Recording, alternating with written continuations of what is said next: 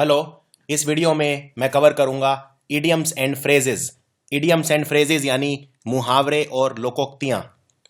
ये कम से कम 3 से 4 नंबर के आप एक्सपेक्ट कर सकते हैं एग्जाम्स के अंदर। काफ़ी क्वेश्चन इडियम्स एंड फ्रेजेस से देखे जाते हैं और मैं सिर्फ वो वाले मुहावरे और लोकोक्तियां कवर करूंगा जो मुझे लगता है जिनके एग्जाम्स में आने के चांस काफ़ी ज़्यादा हैं, जो बहुत ज़्यादा इंपॉर्टेंट हैं। वैसे तो लगभग 1000 से ज़्यादा मुहावरे हैं, लेकिन इस वीडियो में मैं कवर करूंगा लगभग 170 180 सबसे इंपॉर्टेंट इडियम्स और फ्रेजेस। सो स्टार्ट करते हैं। सबसे पहले होता है scratch someone's back. Scratch someone back का मतलब यह है जब आप किसी की मदद करते हैं इस उम्मीद से कि वो आपकी मदद करेगा। फॉर एग्जाम्पल, आप इस डायग्राम में देख सकते हैं, ये इसकी पीठ खुजा रहा है और बदले में ये इसकी पीठ खुजा रहा है।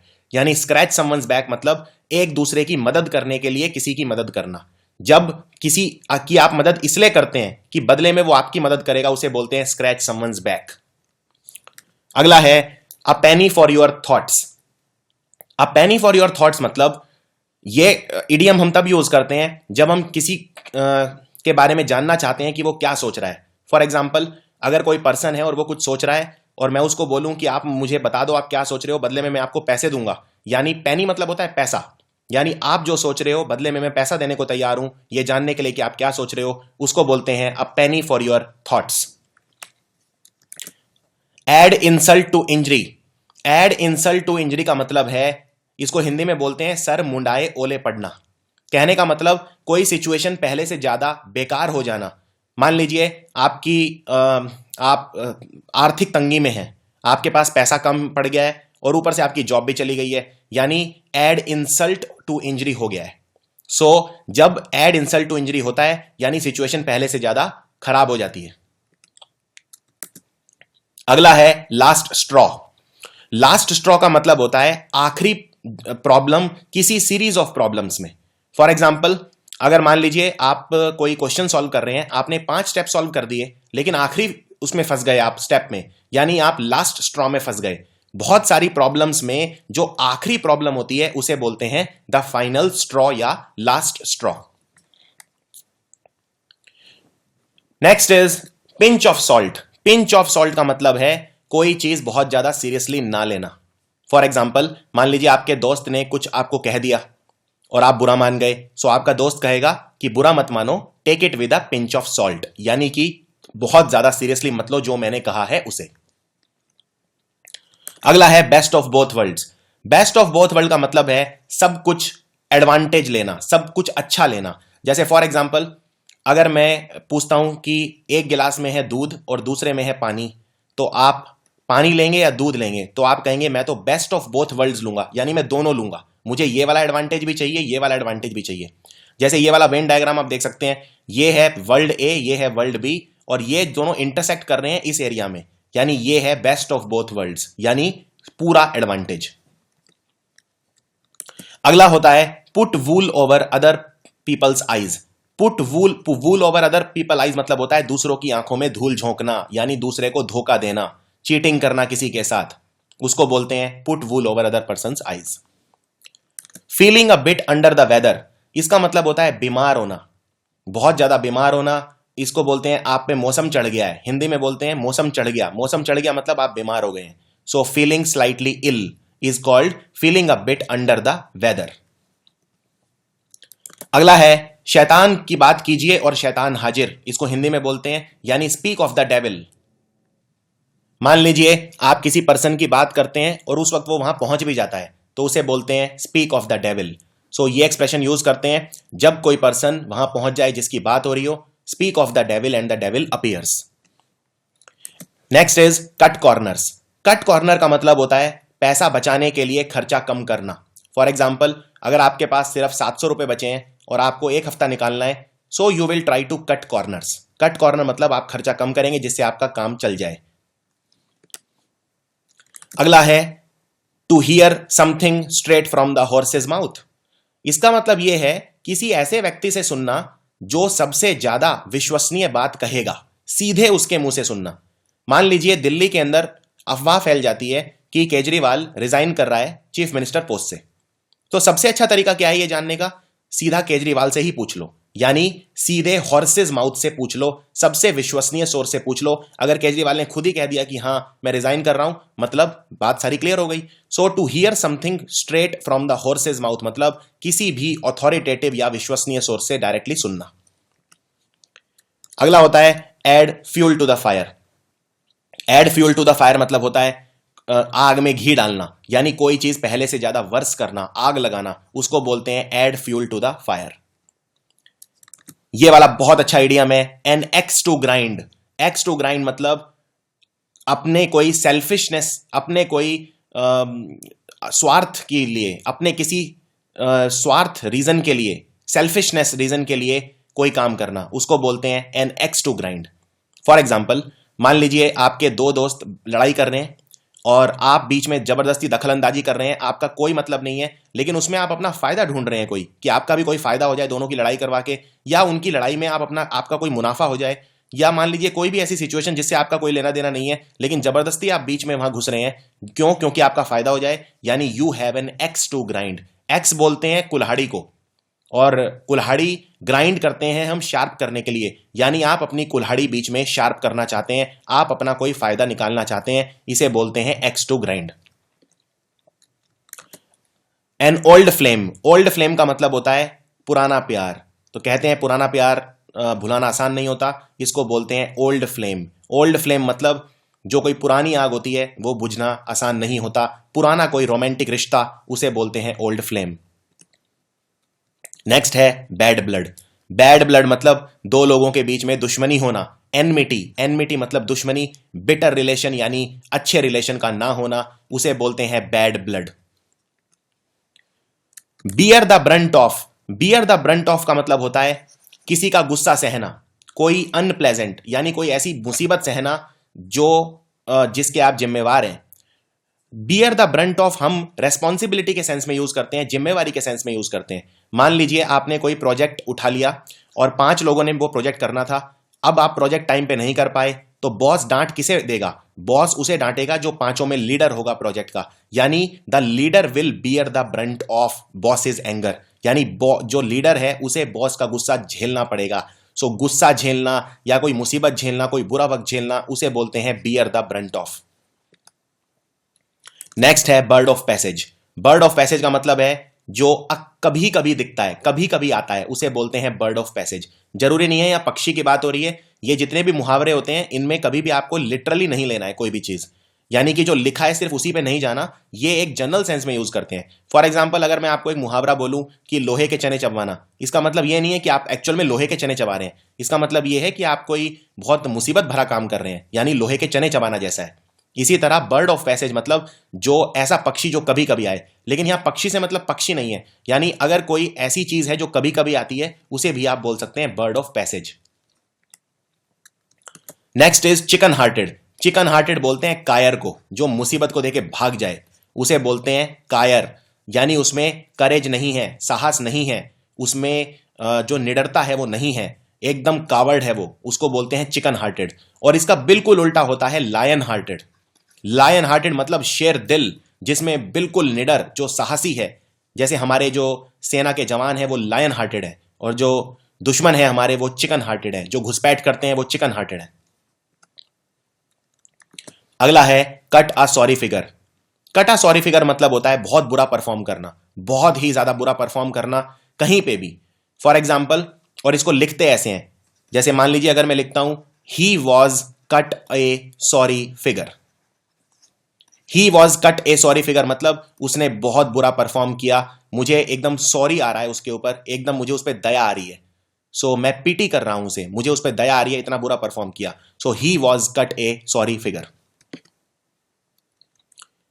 Dance to one's tune. Dance to one's tune का मतलब होता है किसी को अपनी उंगलियों पे नचाना, जैसे कठपुतली होती है, कठपुतली को लोग अपनी उंगलियों पे नचाते हैं, यानी दे ओबे वंस ऑर्डर, किसी का ऑर्डर ओबे करना, उसे बोलते हैं dance to one's tune.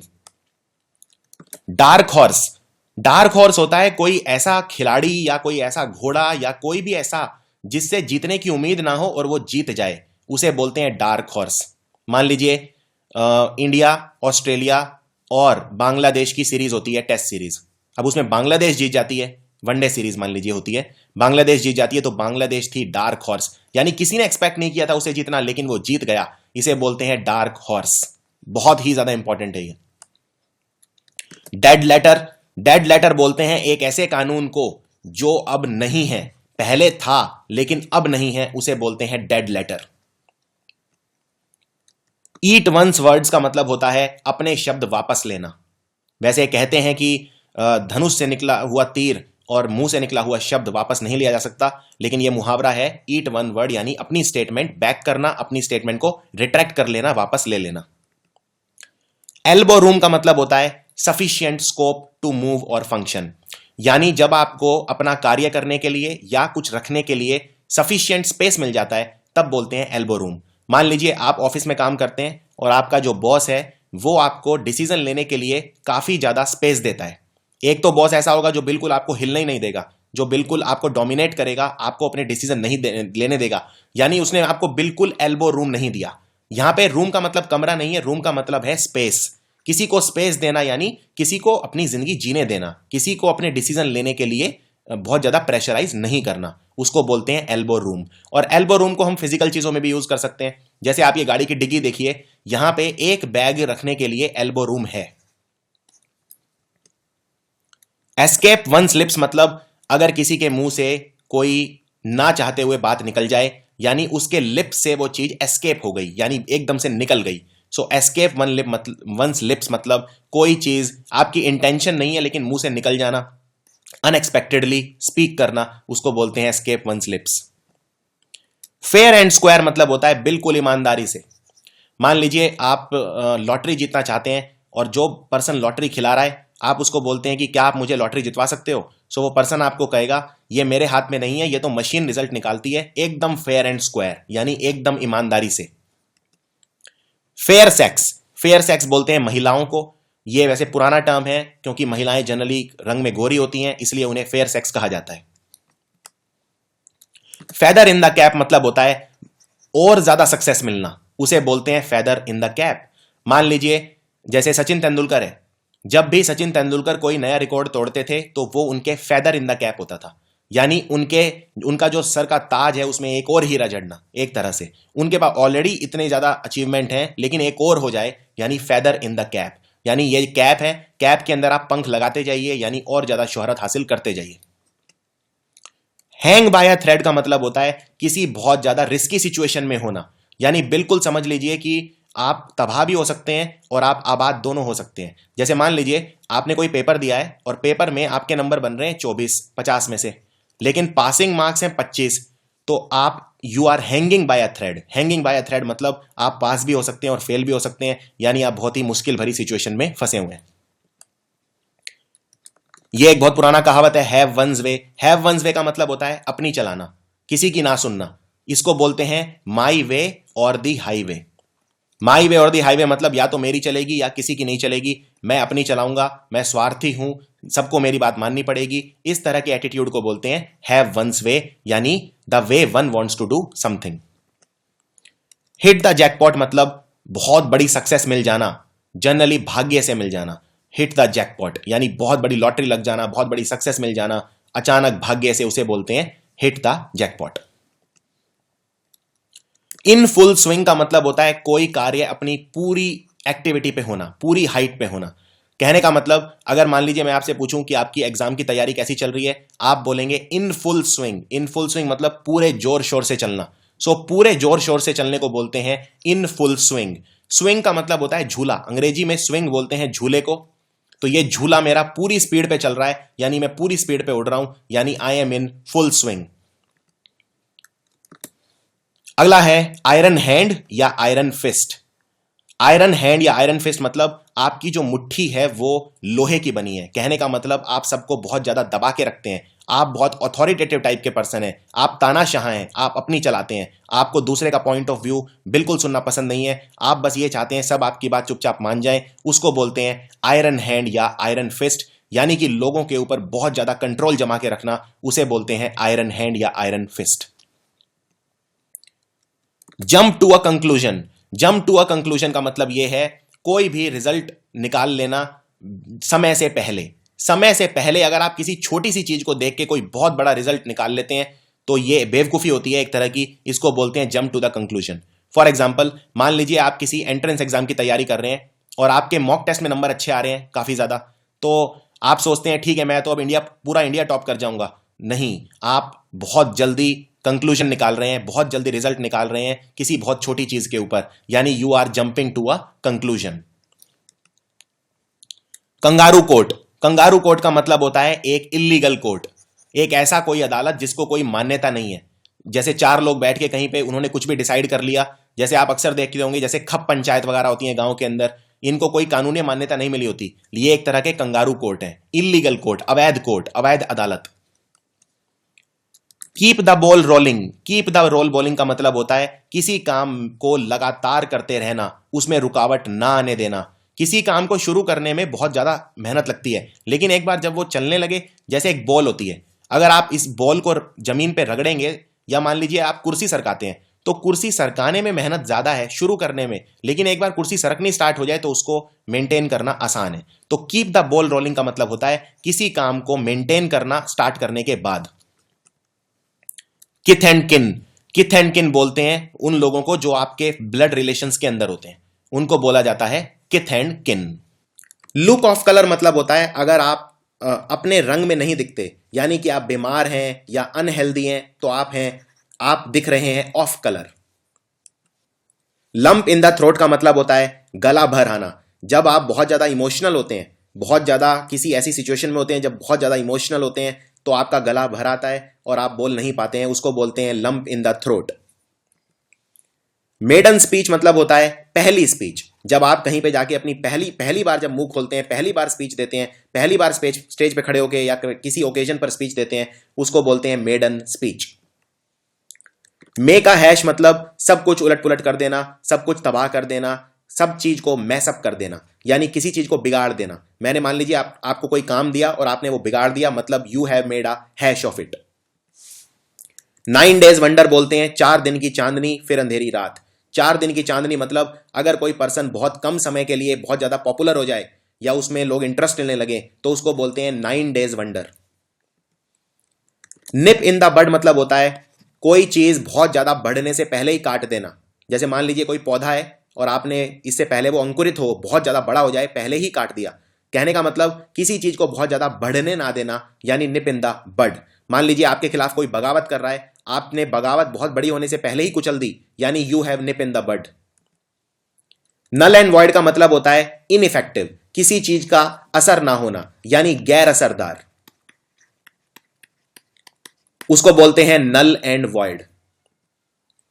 Oily टंग बोलते हैं उस पर्सन की ऑयली टंग होती है जो बहुत ज्यादा तारीफ करता है, जबरदस्ती झूठी तारीफ करता है, जूते चाटता है एकदम, इस पर्सन को बोलते हैं साइकोफेंट। अंग्रेजी में इसे साइकोफेंट बोला जाता है, यानी चापलूस। तो जो चापलूस होता है उसकी होती है oily tongue. On one's guard मतलब होता है हमेशा चौकन्ना रहना, विजिलेंट रहना। अंग्रेजी में चौकन्ना रहना मतलब, चौकन्ना का मतलब होता है जब आप बहुत ज्यादा ध्यान से कहीं पे खड़े होते हैं कि आपके ऊपर किसी की निगाह ना हो। जैसे हमारे जो जवान हैं वो हमेशा चौकन्ना रहते हैं, हमेशा विजिलेंट रहते हैं, हमेशा अलर्ट और अटेंटिव रहते हैं। ओपन क्वेश्चन बोलते हैं एक ऐसा क्वेश्चन जिसके एक से ज्यादा आंसर हो सकते हैं, उसको बोलते हैं ओपन क्वेश्चन। पंडोराज बॉक्स मतलब होता है एक ऐसा बॉक्स जिसको खोल देने पर यह नहीं पता कि उसमें से क्या निकलेगा, तो उसमें बहुत सारी ऐसी मुसीबतें हो सकती हैं जो उस बॉक्स में से निकल सकती हैं। तो एक ऐसा बॉक्स जिसको खोल के बहुत ज्यादा ट्रबल में आप फंस सकते हो, यानी कहने का मतलब यहां पे बॉक्स का मतलब फिजिकल बॉक्स की जरूरत नहीं है, कोई आप ऐसा मुद्दा आपने उठा दिया किसी मीटिंग के अंदर जिसके बाद आप खुद फंस गए, यानी you have opened a Pandora's box. Red handed मतलब रंगे हाथों पकड़े जाना। जब कोई क्राइम करते हुए पकड़े जाना उसे बोलते हैं cot red handed. Red handed मतलब रंगे हाथों पकड़े जाना। इसी तरह का बहुत इंपॉर्टेंट वर्ड एग्जाम में अक्सर आता है रेड टेपिज्म। रेड टेपिज्म बोलते हैं जब जरूरत से ज्यादा कानून होते हैं। मान लीजिए अगर आपको भारत में कोई कंपनी खोलनी है तो बहुत ज्यादा कानून है, पहले आपको रजिस्ट्रेशन करवाना पड़ेगा, फिर आपको करंट अकाउंट खोलना पड़ेगा, फिर आपको इनकम टैक्स के प्रोसीजर फॉलो करने पड़ेंगे, आपको एनवायरमेंट की क्लियरेंस लेनी पड़ेगी अगर आपको इंडस्ट्री लगा रहे हैं। तो ये सब रेड टेपिज्म है, जरूरत से ज्यादा पेपर वर्क, जरूरत से ज्यादा फीताशाही कानून, इसको बोलते हैं लाल फीताशाही। रॉयल रोड, रॉयल रोड होता है किसी भी चीज तक पहुंचने का सबसे डायरेक्ट तरीका, आसान तरीका, उसको बोलते हैं रॉयल रोड। जैसे फॉर एग्जांपल अगर आप भगवान तक पहुंचना चाहते हैं तो कुछ लोग कहते हैं सबसे आसान तरीका है आध्यात्म, मेडिटेशन करना। So meditation is a royal road to reach the god. See through का मतलब होता है कोई चीज पूरी तरह से अच्छे से समझना, अच्छे से जानना, उसको बोलते हैं सी थ्रू। फॉर एग्जाम्पल अगर आपको कोई बेवकूफ बनाना चाहता है तो आप उसको कहेंगे मैं आपके आर पार देख सकता हूं, आप मुझे बेवकूफ नहीं बना सकते, यानी I can see through. Set one's face against, set one's face against का मतलब होता है किसी भी चीज का बहादुरी से सामना करना। For example face of against cancer, यानी कैंसर का मैं डट के सामना कर रहा हूं, I have set my face against cancer. Set once heart on का अर्थ होता है किसी चीज पर दिल आ जाना, किसी चीज को पाने के लिए बहुत ज्यादा आतुर होना, बहुत ज्यादा मचलना, किसी चीज को जब आप बहुत बुरी तरह से पाना चाहते हैं, यानी you have set heart on that thing. Shoulder to shoulder बोलते हैं कंधे से कंधा मिला के चलना, एकजुटता, एकता होना, उसको बोलते हैं shoulder to shoulder. Take away one's breath मतलब होता है किसी से इतने ज्यादा इंप्रेस हो जाना कि वो आपके एकदम होश ही उड़ जाना। सो ओवरवेल्म हो जाना, बहुत ज्यादा, किसी से बहुत ज्यादा इंप्रेस हो जाना, उसको बोलते हैं take away one's breath. Take by storm मतलब होता है हिला के रख देना। जनरली ये एक्सपेक्टेड नहीं होगा, ये सरप्राइज होगा।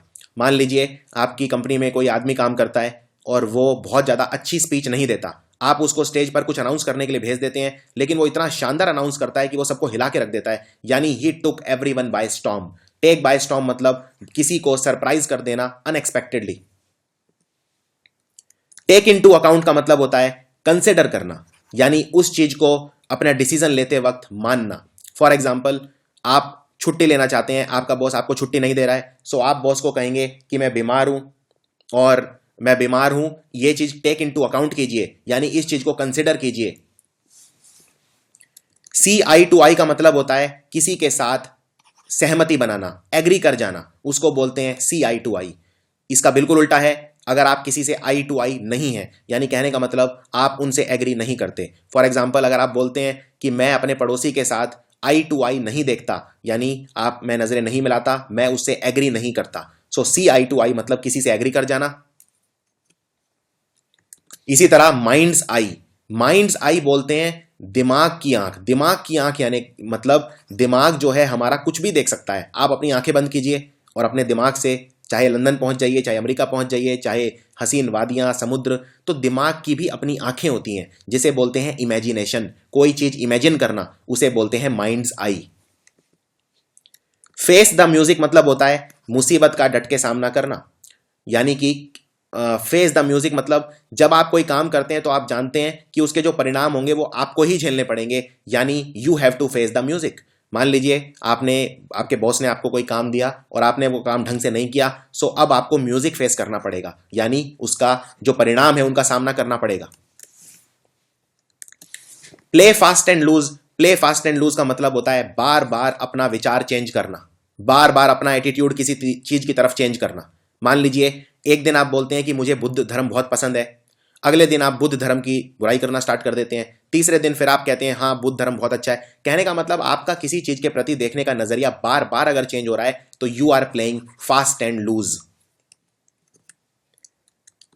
Eight daggers drawn, at daggers drawn का मतलब होता है 36 का आंकड़ा। 36 का आंकड़ा मतलब बहुत ज्यादा दुश्मनी होना, बहुत ज्यादा कटुता, बहुत ज्यादा किसी के साथ आपके संबंध अच्छे नहीं है, so you are at daggers drawn. Something is fishy, something is fishy का मतलब होता है दाल में कुछ काला है, यानी कि मुझे ऐसा लग रहा है कि कुछ गलत हो रहा है। समथिंग इज फिशी यानी मैं शक कर रहा हूं। समथिंग इज फिशी बहुत ही ज्यादा इंपॉर्टेंट है। आउट ऑफ द वर्ल्ड होता है इतना ज्यादा शानदार, अद्भुत कि ऐसा लगता है इस दुनिया का है ही नहीं। फॉर एग्जाम्पल मैंने अक्सर मेसी को, फुटबॉल खिलाड़ी को फुटबॉल खेलते हुए देखा है और वो एकदम आउट ऑफ द वर्ल्ड है। आउट ऑफ द वर्ल्ड मतलब ऐसा लगता ही नहीं इस दुनिया का। तो एब्सोल्युटली ब्यूटीफुल, मैग्निफिसेंट, वंडरफुल, जितनी तारीफ की जाए उतनी कम है।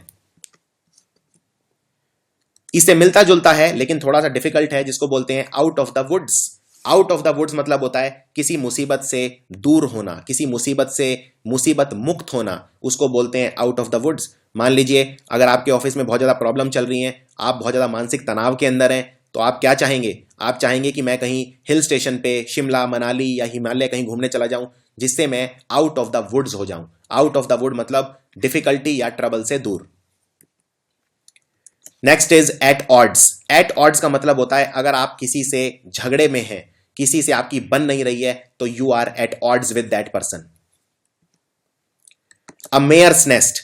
अ मेयर्स नेस्ट का मतलब होता है एक फॉल्स इन्वेंशन। फॉल्स इन्वेंशन से मतलब है, जैसे आप इस शब्द को तोड़ के देख सकते हैं, जब भी आपको किसी इडियम का मतलब बिल्कुल ही समझ में ना आए तो शब्द के ऊपर ध्यान से नजर मारिए। मेयर बोलते हैं घोड़ी को, जो फीमेल घोड़ा होता है उसे घोड़ी यानी मेयर, और नेस्ट मतलब होता है घोंसला। क्या घोड़ी घोंसला बनाती है? नहीं बनाती। तो मेयर्स नेस्ट का मतलब क्या होगा? कोई झूठी चीज, कोई ऐसी चीज जो एग्जिस्ट ही नहीं करती, जो जबरदस्ती का एक इन्वेंशन है, उसे बोलते हैं मेयर्स नेस्ट। फॉर एग्जाम्पल, मैंने इनमें सेंटेंसेस भी लिखे हैं तो आप सेंटेंसेस को भी पढ़ सकते हैं। The involvement of teachers in the scheme prove to be a mare's nest. कोई स्कीम थी, उसके अंदर टीचर्स को जबरदस्ती इन्वॉल्व कर लिया गया, उसका कोई काम नहीं था, तो टीचर्स ने भी अपने सुझाव देने स्टार्ट कर दिए। टीचर्स उस चीज के अंदर एक्सपर्ट नहीं थे, लेकिन जबरदस्ती टीचर को इन्वॉल्व किया गया, यानी वो एक मेयर नेस्ट का काम किया उसने। तो मेयर नेस्ट मतलब false invention. Cash cow. Cash cow मतलब दूध देने वाली गाय। यहां दूध से मतलब है पैसा। कोई ऐसी चीज जो आपको बहुत ज्यादा पैसा दे रही है तो वो आपके लिए कैश काउ है। बैक द रॉन्ग हॉर्स मतलब गलत आदमी पे पैसा लगाना, किसी ऐसे पर्सन के ऊपर या किसी ऐसी चीज के ऊपर पैसा लगाना जो बाद में सक्सेसफुल नहीं होगा। मान लीजिए दो खिलाड़ी हैं और मैंने पहले वाले के ऊपर पैसा लगाया है, कहने का मतलब ये पहले वाला खिलाड़ी कमजोर है लेकिन फिर भी मैंने इस पे पैसा लगा दिया, so I have back the wrong horse. Wrong horse मतलब गलत घोड़े पे पैसा लगाना। यहां पे घोड़े से मतलब सिर्फ घोड़ा नहीं है, किसी भी ऐसे कोई भी ऐसा डिसीजन लेना जो बाद में आप रिग्रेट करो, जिसमें आपको सक्सेस ना मिले, यानी आप बोलोगे आई have back the wrong horse. अगला है keep abreast of. Keep abreast of का मतलब होता है अगर आप बिल्कुल अपडेटेड रहते हैं, सारी जो लेटेस्ट न्यूज हैं वो आपको पता रहती हैं, बहुत ज्यादा इंफॉर्मेशन आपके पास रहती है, so you are well abreast of, you are keeping abreast of the newest things possible. Next word है give a good account of. Give a good account of का मतलब होता है बहुत अच्छा परफॉर्म करना, बहुत शानदार परफॉर्म करके दिखाना, यानी ये बिल्कुल उल्टा है कट अ सॉरी फिगर का। एक इडियम आपने पढ़ा था कट अ सॉरी फिगर। कट अ सॉरी फिगर मतलब बहुत बुरा परफॉर्म करना, और give a good account of मतलब बहुत अच्छा परफॉर्म करना।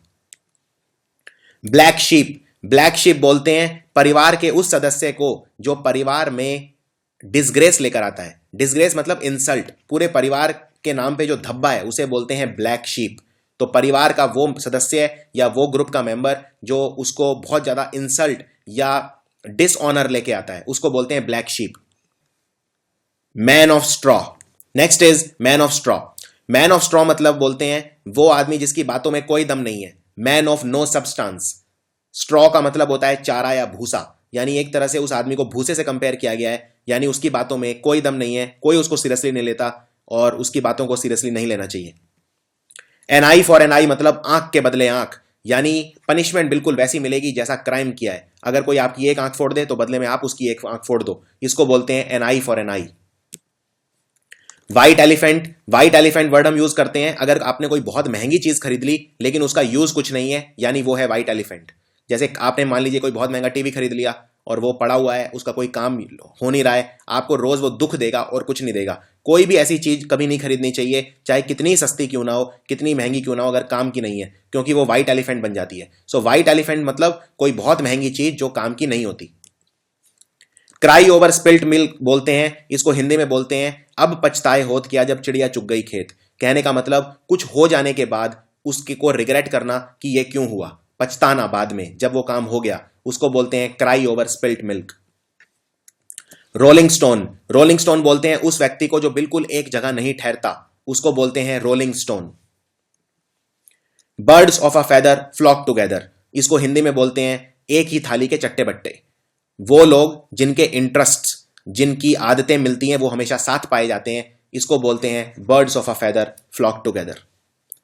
टू क्राई वुल्फ मतलब to give a false alarm, यानी जबरदस्ती का बात का बतंगड़ बना के शोर मचाना, झूठा शोर मचाना, उसे बोलते हैं क्राई वुल्फ। आपने एक कहानी सुनी होगी जिसमें एक गाय भैंस चराने वाला गडरिया था और वो रोज शोर मचा देता था कि शेर आया शेर आया, तो गांव वाले सब पहुंच जाते थे, लेकिन असली में जब शेर आया तो फिर किसी ने उसका विश्वास नहीं किया और शेर ने उसको खा लिया। तो वो करता था फॉल्स अलार्म रेज, यानी झूठा शोर मचाना, to cry wolf. Play second fiddle. Play second fiddle का मतलब होता है जब आप ये चीज एक्सेप्ट कर लेते हो कि आप अब मेन चीज नहीं हो, आप अब बॉस नहीं हो, आप सबऑर्डिनेट हो, यानी आपके ऊपर भी कोई है और आपको सेकंड फिडल की भूमिका निभानी है। फॉर एग्जाम्पल, मान लीजिए आप कोई बल्लेबाज हो, लेकिन आपसे ज्यादा बल्लेबाज दूसरा वाला अच्छा खेल रहा है, तो आपका यह फर्ज बनता है कि आप सिंगल देके उसे स्ट्राइक पे ले आओ, यानी कि आप उसे स्ट्राइक देते रहो और वो मैच जितवाएगा, यानी आप सेकंड फिडल की भूमिका निभा रहे हो, मेन मैन कोई दूसरा है। तो ये जो फोटो देख रहे हैं ये अमेरिका के उपराष्ट्रपति हैं जो बाइडेन, और ये सेकंड फिडल का काम करते हैं प्रधानमंत्री राष्ट्रपति ओबामा के साथ। So he play second fiddle to Obama. Fish in troubled water. Fish in troubled water होता है जबरदस्ती किसी चीज में अपनी टांग अड़ाना इस उम्मीद से कि आपको उसमें कोई फायदा मिल जाएगा, यानी किसी डेंजरस सिचुएशन के अंदर अपने आप को इन्वॉल्व कर लेना इस उम्मीद से कि आपको उसमें कोई पर्सनल एडवांटेज या पर्सनल बेनिफिट मिल जाएगा। You are fishing in troubled water. To be above board मतलब होता है बहुत ही ज्यादा ईमानदार होना, किसी भी बिजनेस डील के अंदर, जिंदगी में, रोजमर्रा की जिंदगी में, दोस्तों के साथ। अबव बोर्ड मतलब बहुत ज्यादा ईमानदार होना। Drive someone up a wall या ड्राइव समवन क्रेजी, इसका मतलब यह है किसी को इतना ज्यादा परेशान कर देना कि वो एकदम फ्रस्ट्रेट हो जाए, किसी को बहुत ज्यादा अनॉय करना, बहुत ज्यादा तंग करना, यानी you have driven that person up a wall. तो बहुत ज्यादा किसी को एकदम क्रेजी कर देना, किसी को बिल्कुल पागल ही कर देना, यानी किसी को, मान लीजिए आप पार्क जाते हैं, वहां पे कोई, आप आराम से शांति से बैठना चाहते हैं, लेकिन कोई पर्सन बार बार सवाल पूछे जा रहा है, आपसे पूछे जा रहा है, so he will drive you up a wall. Chapter and verse. Chapter and verse होता है किसी चीज का सबूत देना, बहुत ही ज्यादा डिटेल्ड एक्सप्लेनेशन देना। फॉर एग्जाम्पल, मान लीजिए मैंने आपको कोई बात कही, तो आप कहेंगे कि मैं आपकी बात क्यों मानूं, आप मुझे दिखाइए ये लिखा कहां पे हुआ है। सो मैं कहूंगा ठीक है, ये चैप्टर नंबर 7 में लिखा है। आप कहेंगे चैप्टर नंबर 7 में कौन से पैराग्राफ में लिखा है, यानी मुझे चैप्टर भी चाहिए और वर्स भी चाहिए, यानी किसी चीज का बहुत ज्यादा सबूत जब आप मांगते हैं तो आपको चाहिए chapter and verse. Bite the bullet. Bite the bullet का मतलब होता है कोई बहुत ही कठोर डिसीजन लेना और बहुत ज्यादा हिम्मत के साथ डिसीजन लेना, कोई ये जानते हुए भी कि उसका नतीजा बहुत ज्यादा अच्छा नहीं हो सकता, लेकिन हिम्मत करके कोई डिसीजन लेना, उसको बोलते हैं bite the bullet. For example, मैं जानता हूं कि मेरे बॉस ये कहने से गुस्सा होंगे, लेकिन मैंने डिसीजन ले लिया है कि मैं ईमानदारी से उन्हें यह बताकर रहूंगा कि गलती मेरी है, यानी I have decided to bite the bullet. Hit the ceiling. Hit the ceiling मतलब होता है बहुत ज्यादा गुस्सा हो जाना, आपका गुस्सा 7वें आसमान पे होना। सो फॉर एग्जाम्पल, जब कविता को पता चला कि उसके बच्चे के एग्जाम में 0 नंबर आए हैं, she hit the ceiling. Hit the ceiling मतलब वो बहुत ज्यादा गुस्सा हो गई। रफल समवन फेदर मतलब किसी को बहुत ज्यादा इरिटेट करना, बहुत ज्यादा परेशान करना। फेदर मतलब होता है पंख, अगर आप किसी पक्षी के पंख छेड़ेंगे तो वो बहुत ज्यादा परेशान हो जाएगा। सो किसी को बहुत ज्यादा इरिटेट करना या अनॉय करना। Put your best foot forward. Put your best foot forward का मतलब होता है जब आप अपना बेस्ट देते हैं। फॉर एग्जाम्पल, अगर आप किसी पार्टी में जाते हैं तो आप वहां कोशिश करेंगे कि जो और लोग हैं मैं उनसे सबसे अच्छे से मिलूं, मैं लोगों को इंप्रेस करूं, तो आप अपना देंगे बेस्ट फुट फॉरवर्ड, यानी अपना एकदम बेस्ट देना, अपना पूरा जोर लगाना, अपना पूरा डिटर्मिनेशन, पूरी हिम्मत के साथ आगे बढ़ना, उसको बोलते हैं put your best foot forward. Curiosity killed the cat. जरूरत से ज्यादा आतुरता कई बार आपको मरवा सकती है, इसको बोलते हैं क्यूरियोसिटी किल्ड द कैट, यानी जरूरत से ज्यादा दूसरे लोगों की जिंदगी में दखल देना, वो आपके लिए महंगा साबित हो सकता है। जरूरत से ज्यादा किसी चीज को जानने की कोशिश करना, इसको बोलते हैं curiosity killed the cat. For example, अगर मैं बोलता हूं कि एक दरवाजा है, इसको मत खोलना, इसके पीछे खतरा है, तो आप इसे जरूर खोलोगे, यानी वो क्यूरियोसिटी जो होगी, वो आतुरता होगी कि देखें दरवाजे के पीछे क्या है, वो आपको मरवा सकती है, इसको बोलते हैं curiosity killed the cat. Cost someone an arm and a leg मतलब कोई चीज बहुत महंगी खरीदना, जरूरत से ज्यादा महंगी खरीदना, उसको बोलते हैं cost and arm and a leg. मान लीजिए अगर कोई 100 रुपए की चीज है, आप 1000 रुपए में खरीद रहे हो, बहुत महंगी खरीद रहे हो क्योंकि आपको बहुत ज्यादा चाहिए वो, यानी it will cost you an arm and a leg. Pull a rabbit out of your hat मतलब कोई चमत्कारी चीज कर देना, कोई सरप्राइज कर देना, जैसे जादूगर होता है वो टोपी के अंदर से खरगोश निकाल देता है, यानी वो जादू दिखा रहा है, सरप्राइजिंग कर रहा है कुछ। सो कुछ भी सरप्राइजिंग करना, उसको बोलते हैं pull a rabbit out of the hat. To tie the knot मतलब होता है किसी से शादी करना, शादी के पवित्र बंधन में बंध जाना, यानी टाई द नॉट। एक्लिज हील। एक्लिज बोलते हैं, हील बोलते हैं आपकी वीकनेस को। सो इसके पीछे एक बहुत अमेजिंग कहानी भी है। एक्लिस एक राजा था और इस राजा को वरदान था कि अगर इसको नदी में कोई डुबो देगा तो नदी का पानी से बहुत मजबूत बना देगा। तो इस राजा को इसकी जो मदर थी वो नदी में डुबोने के लिए ले गई और इन्होंने उसकी जो हील थी, ये होता है पैर की हील, सबसे नीचे जो टखना है इसको हील बोलते हैं, एडी, एडी को हील बोलते हैं।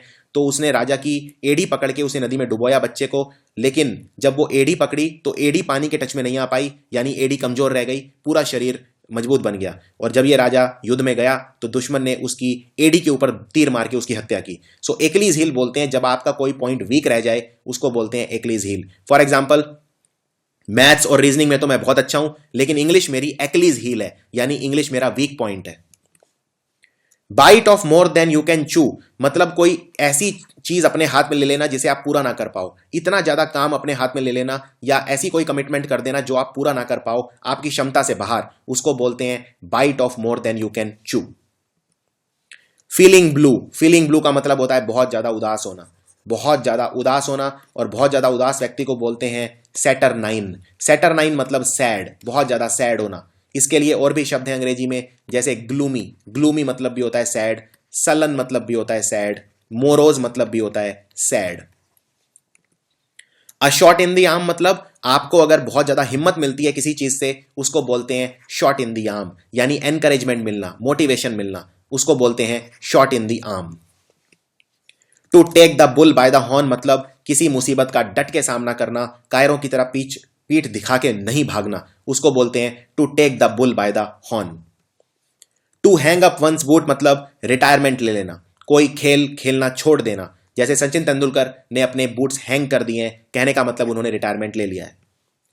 टू चू द कड, ये बहुत इंपॉर्टेंट है, टू चू द कड। टू चू द कड मतलब होता है बहुत ज्यादा सोचना, गहन मुद्रा में सोचना, बहुत ही डीप थिंक करना, किसी चीज के बारे में लगातार और बहुत डिटेल्ड सोचना, बहुत ही ज्यादा डीप लगातार सोचना, उसको बोलते हैं च्यू द कड।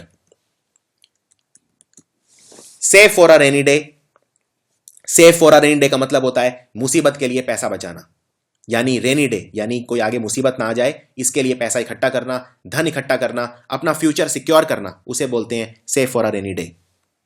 Late the cat out of the bag का मतलब होता है कोई ऐसा सीक्रेट बता देना जो सीक्रेट नहीं बताना चाहिए था, किसी के सीक्रेट्स किसी और को बता देना, यानी let the cat out of the bag, इसको बोलते हैं। इसके लिए एक और भी बड़ा अच्छा एक और इडियम है, spill the beans.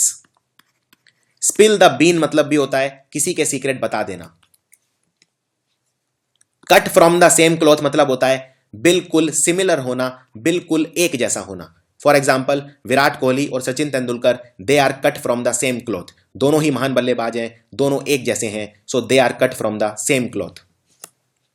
Chip off the old block मतलब होता है अगर आप घर में अपने आपकी आदतें किसी को रिजेंबल करती हैं, किसी के जैसे हो आप, तो you are chip off the old block. For example, मैं एक बच्चे को देखता हूं और वो बच्चा बहुत इंटेलिजेंट है और मैं जानता हूं कि उसके पापा भी बहुत इंटेलिजेंट हैं, तो मैं कहूंगा कि he is chip off the old block, यानी बिल्कुल बाप से मिलता है। तो बाप से मिलना, माँ से मिलना, दादाजी से, किसी से भी अपने घर वालों से रिजेंबल करना, उनके जैसा होना, उसको बोलते हैं chip off the old block. Paying through the nose, paying through का नोज का मतलब है कोई चीज बहुत महंगी खरीदना, बहुत ही ज्यादा महंगी, उसकी जितनी वैल्यू थी उससे डबल ट्रिपल 4 गुना 10 गुना पे करके उसको खरीदना, सिर्फ इसलिए कि आप उसे बहुत ज्यादा खरीदना चाहते हो, इसको बोलते हैं पेइंग थ्रू द नोज। इसके लिए एक और इडियम मैंने बताया था, cost N arm and a leg, उसका मतलब भी होता है बहुत महंगा खरीदना। Casting pearls before swine, swine बोलते हैं सुअर को, पिग को, बोर भी इसे बोला जाता है, पर्ल्स बोलते हैं मोती, यानी सुअर के गले में मोती डालना, कहने का मतलब किसी ऐसे पर्सन को अटेंशन देना, सम्मान देना जो उसके लायक नहीं हो, इसे बोलते हैं to give reward to undeserving. अगला है to flog a dead horse. To flog a dead horse मतलब अपनी सारी क्षमता, सारी एनर्जी किसी ऐसी चीज के ऊपर वेस्ट कर देना जिसका कोई रिजल्ट ना निकले, उसको बोलते हैं to flog a dead horse. Make both ends meet, ये एक बहुत अच्छा इडियम है और बहुत बार एग्जाम में आता है। मेक बोथ हैंड्स मीट मतलब सिर्फ उतना कमाना कि आपका गुजारा चल जाए, उसको बोलते हैं to make both hands meet. और इस तरह की जिंदगी कि सिर्फ दाल रोटी चल रही है, सिर्फ काम चल रहा है बस, उसको बोलते हैं hand to mouth living.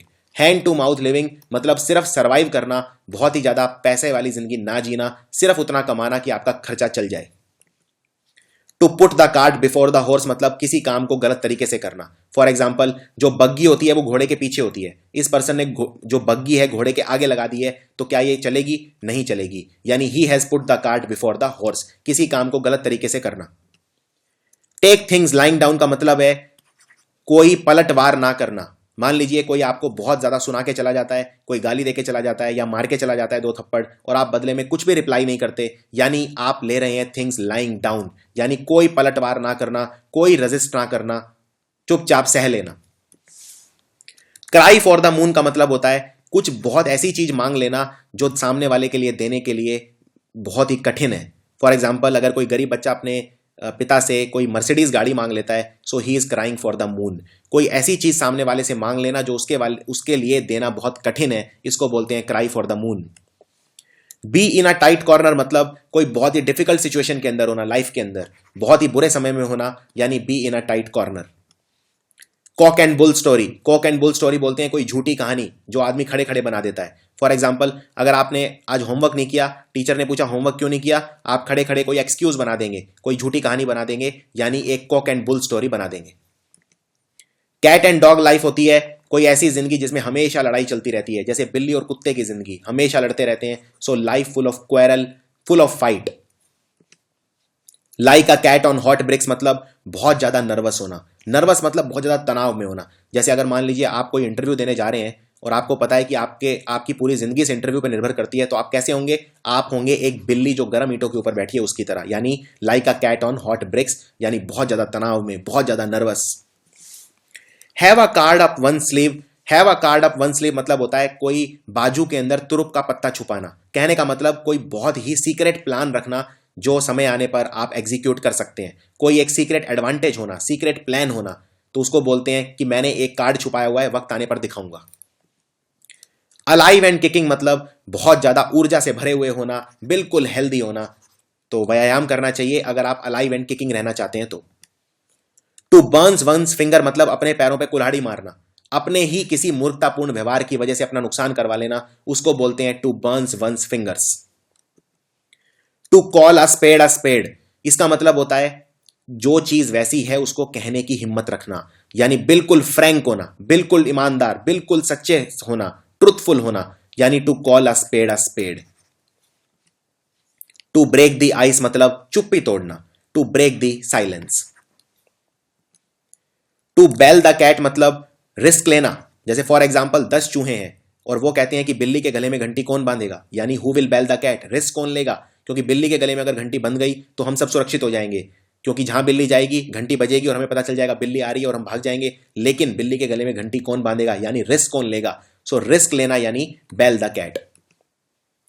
Cold fish, cold fish बोलते हैं उस पर्सन को जो बहुत ज्यादा इमोशंस नहीं दिखाता, जिसका यही ना पता चल पाए कि वो खुश है, दुखी है। बिल्कुल अगर कोई पर्सन इमोशंस ना दिखाए तो वो है cold fish. To cross the Rubicon मतलब कोई निर्णय ले लेना, कोई डिसीजन ले लेना, उसको बोलते हैं to cross the Rubicon. Double dealing मतलब होता है धोखा देना, इसको अक्सर फिल्मों में भी बोलते हैं डबल क्रॉस करना किसी को, यानी चीटिंग करना। टू ईट हम्बल पाई मतलब अपनी गलती स्वीकारना कि हाँ मैं गलत था, मुझसे गलती हो गई, यानी हम्बल मैनर में बहुत ही विनम्रता पूर्वक एपोलोजाइज करना, माफी मांगना और अपनी गलती स्वीकारना, इसको बोलते हैं to eat humble pie. To fight a losing battle मतलब लड़ना ये जानते हुए भी कि जीतने के चांसेस कम है। फॉर एग्जाम्पल, अगर मुझे 3rd स्टेज ऑफ कैंसर हो जाए तो I am fighting a losing battle, हालांकि मैं फाइट करूंगा कैंसर से, लेकिन मैं जानता हूं बचने के चांस बहुत कम है। अ डेडलॉक, डेडलॉक बोलते हैं उस सिचुएशन को जब उसके आगे कोई प्रोग्रेस हो ही ना पाए, कोई आगे उसके कोई वृद्धि, कोई प्रोग्रेस नहीं हो पाए। जैसे भारत और पाकिस्तान के बीच कश्मीर को लेकर बात आगे बढ़ ही नहीं पा रही है, यानी एकदम डेडलॉक है। डेयर डेविल बोलते हैं उस पर्सन को जो नतीजों की परवाह नहीं करता, जिसमें रिस्क लेने का साहस है, उसे बोलते हैं डेयर डेविल। डेयर मतलब कि कोई चीज करने की हिम्मत रखना, नतीजों की परवाह ना करते हुए। Once in a blue moon मतलब होता है बहुत ही रेयरली, इसको हिंदी में बोलते हैं ईद का चांद। अगर मैं बोलता हूं आप तो ईद का चांद हो गए हैं, यानी आप बहुत ही रेयरली नजर आते हैं, बहुत ही कभी कभी नजर आते हैं। टू डाई इन हार्नेस मतलब अपनी मृत्यु के आखिरी समय तक काम करते रहना, उसको बोलते हैं टू डाई इन हार्नेस। इसको कहते हैं बहुत ही किस्मत वालों को ऐसी जिंदगी मिलती है जब वो जिंदगी के आखिरी समय तक काम कर पाए। जैसे एपीजे अब्दुल कलाम, इनकी डेथ हो गई, ये अपने आखिरी समय में भी आईआईएम शिलोंग के अंदर लेक्चर दे रहे थे उस वक्त, यानी ये वो काम कर रहे थे जो एज अ टीचर इन्हें करना सबसे ज्यादा पसंद था। So he died in harness. To plough a lonely furrow मतलब किसी के बिना हेल्प या सपोर्ट के काम करना, इसको बोलते हैं to plough a lonely furrow. Lock stock and barrel मतलब होता है पूरी तरह से, कंप्लीटली। बहुत ही फेमस कहावत है ये, लॉक स्टॉक एंड बैरल। जैसे मान लीजिए कोई बंदूक है और वो बंदूक पूरी भरी हुई है, यानी लॉक स्टॉक एंड बैरल है, कंप्लीटली। फॉर एग्जाम्पल, अगर मेरी कोई दुकान है, आप पूछते हैं ये दुकान क्या पूरी तरह से आपकी है या पार्टनरशिप में है, तो मैं कहूंगा ये दुकान लॉक स्टॉक एंड बैरल मेरी है, यानी पूरी की पूरी मेरी है। टू किक वंस हील्स मतलब बिना कोई काम करे निठल्ले बैठे रहना, कोई काम ना करना, उसको बोलते हैं to kick one's heels. Rain cats and dogs मतलब बहुत तेज बारिश होना, इसके लिए बोलते हैं rain cats and dogs, rain very heavily. Hard nut to crack बोलते हैं कोई ऐसी प्रॉब्लम को जिसका समाधान बहुत ही कठिन हो, अ डिफिकल्ट प्रॉब्लम। अगर मैंने आपको कोई मैथ्स का क्वेश्चन दे दिया और आपसे सॉल्व नहीं हो रहा, सो आप कहेंगे it is a hard nut to crack. In high spirits मतलब बहुत ज्यादा खुश होना, और इसका बिल्कुल उल्टा है इन लो स्पिरिट्स। लो स्पिरिट में अगर आप हैं तो बहुत ही सैड, उदास हैं। Like a fish out of water मतलब किसी ऐसी सिचुएशन में फंस जाना जो आपने पहले कभी देखी नहीं है, आपके लिए बहुत नई सिचुएशन है। फॉर एग्जाम्पल, अगर मैं वेजिटेरियन हूं और मैं अमेरिका चला जाता हूं, किसी ऐसे शहर में जहां मुझे खाना वेजिटेरियन नहीं मिल रहा, so I am like a fish out of water, यानी मैं एक ऐसी स्ट्रेंज सिचुएशन में फंस गया हूं जिसमें मैं लाइफ में पहले कभी नहीं फंसा।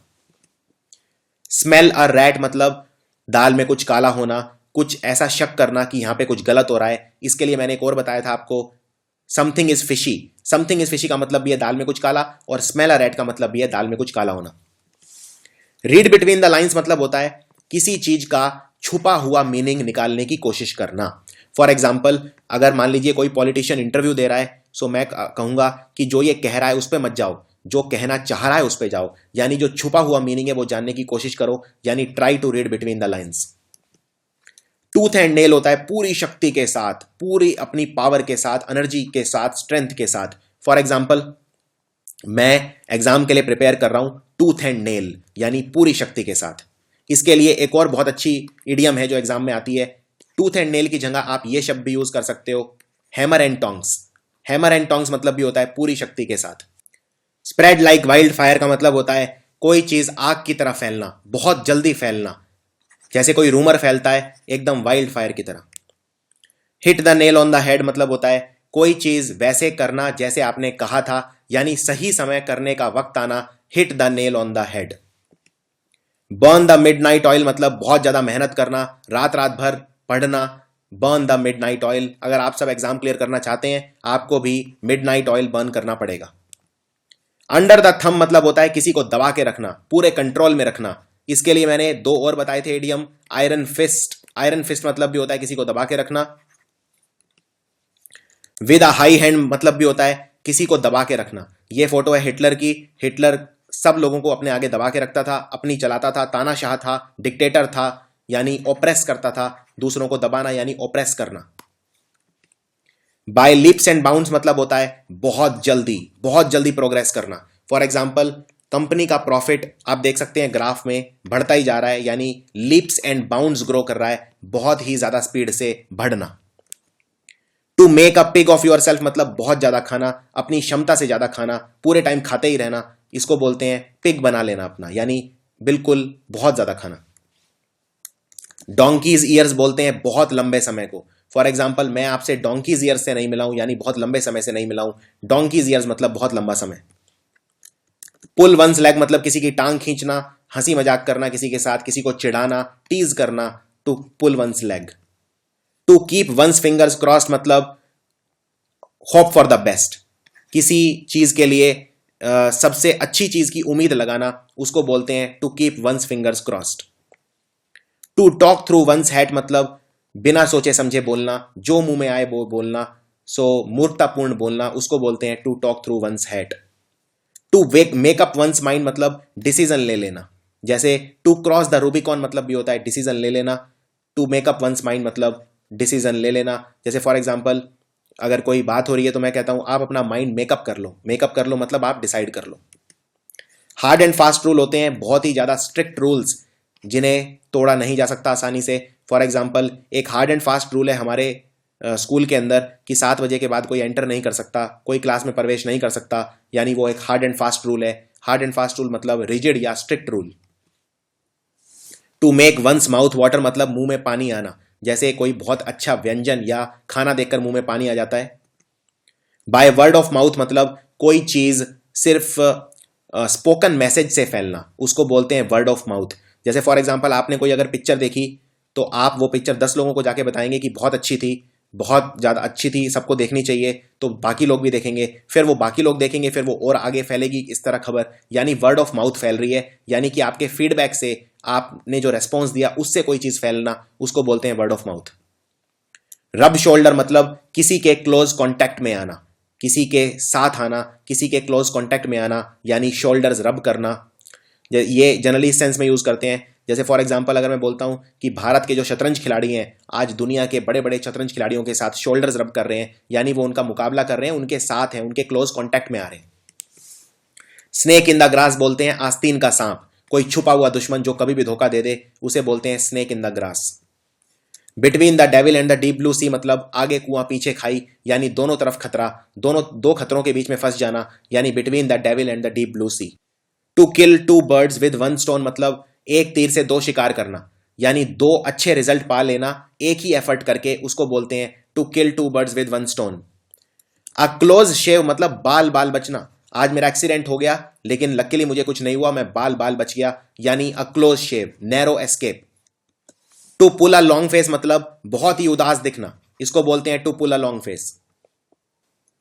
To turn a deaf ear मतलब कोई चीज अनसुनी कर देना, किसी को इग्नोर कर देना, कान पे जूं तक ना रेंगना, यानी to turn a deaf ear.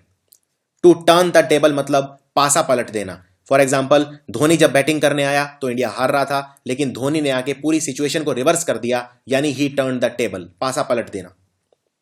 To call someone name मतलब किसी को भला बुरा कहना, गाली देना, एब्यूज करना, उसे बोलते हैं to call someone names. At an arm's length मतलब किसी चीज से एक बाजू की दूरी बना के रखना। फॉर एग्जाम्पल मैं शराब से एक बाजू की दूरी बना के रखता हूं, यानी मैं शराब बिल्कुल नहीं पीता हूं, यानी I keep alcohol at an arm's length. At the 11th hour मतलब एट द लास्ट मोमेंट, बिल्कुल आखिरी समय, उसे बोलते हैं at the 11th hour. For example वो कह रहा था कि वो मेरे साथ पिक्चर देखने चलेगा, लेकिन आखिरी मोमेंट पे उसने मना कर दिया, यानी एट द 11th आवर उसने मना कर दिया। एन एप्पल ऑफ डिस्कॉर्ड मतलब होता है लड़ाई झगड़े का कारण। फॉर एग्जाम्पल अगर पति और पत्नी के बीच में कोई लड़ाई है तो उसका कोई कारण होगा, तो वो है apple of discord. To build castle in the air मतलब ख्याली पुलाव पकाना, पूरे दिन बैठ के सपने लेते रहना और ख्याली पुलाव पकाना, इसको हिंदी में बोलते हैं इमेजिनरी प्लान बनाते रहना जो कभी पूरे नहीं हो सकते, उसको बोलते हैं to build castle in the air, हवा में महल बनाना।